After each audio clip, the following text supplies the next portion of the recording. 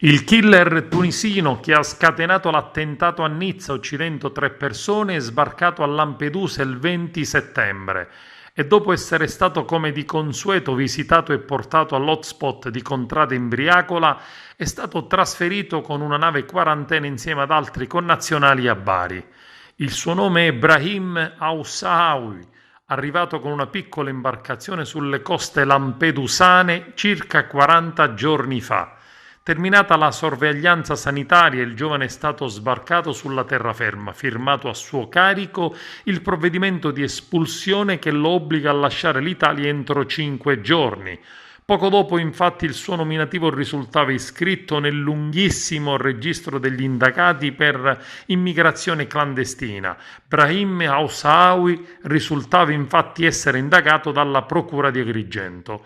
Dopo la tragedia di Nizza, le autorità di Agrigento, su precise indicazioni del Ministero dell'Interno, sono al lavoro per ricostruire tempi e tappe del giovane tunisino ed il sindaco di Lampedusa, uno dei primi a rilasciare una dichiarazione,